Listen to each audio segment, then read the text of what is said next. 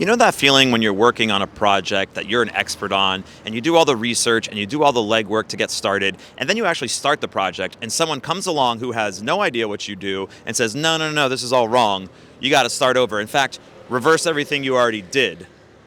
That's exactly what's happening behind me on 31st Street here in Astoria, Queens. Ain't that some shit?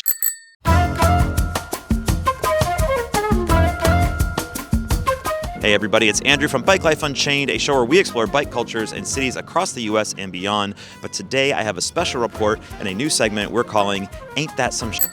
Because every cyclist knows we constantly have to deal with the decisions of people who prioritize the minor convenience of car drivers over our very safety. And that's what we're dealing with in Queens right now. You might remember this road from the Queens episode of Bike Life Unchained. We featured it because it was set to have a complete makeover with a protected bike lane in both directions. Now, this project seemed like a win-win for everybody involved. The bike lanes would be protected by rows of parked cars and steel beams from the elevated train above it, and it would still maintain car traffic in both directions. All it took was making the lanes a little bit narrower, which is going to slow down traffic, and preventing people from double parking up and down the road, which is a constant problem.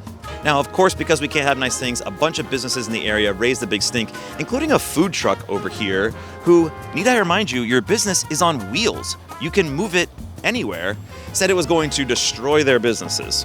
And they ended up suing the DOT to reverse this decision, citing safety concerns and emergency vehicle access. Now, as you can see from the police van that just went by in the bike lane while I'm filming this segment, bike lanes actually make it easier for emergency vehicles to respond.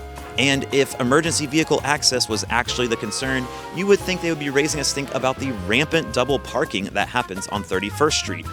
Why would bike lanes do this? Block emergency vehicle access from these poor buildings. It must be the bikes.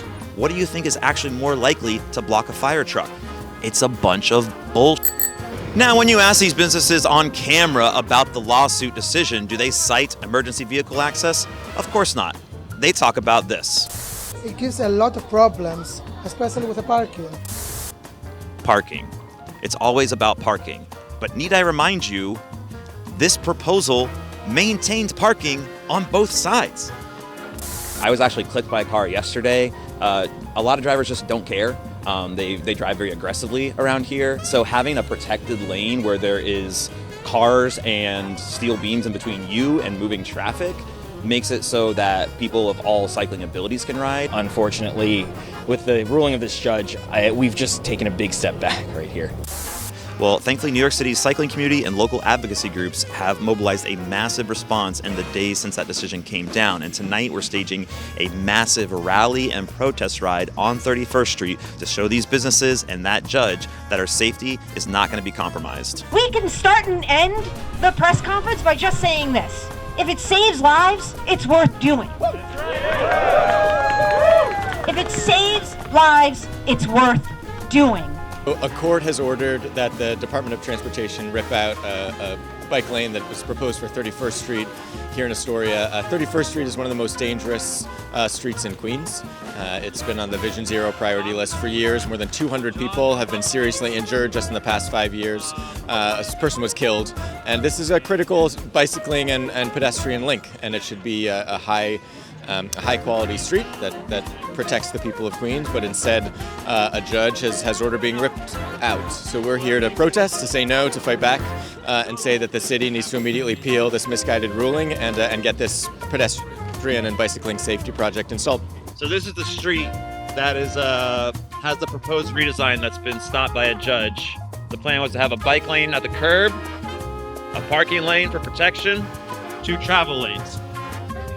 You'll notice that doesn't take away either parking lane on the other side or the travel lanes on the other side. It actually make these lanes a little bit more narrow, which serves as a traffic calming as well, because this road is not designed like it's a 25-mile-an-hour speed limit with wide lanes like this. People go much faster. It makes it much more dangerous. So we make sure to keep our lane open. That's not what we're focusing on. Spread out as much as you can, people!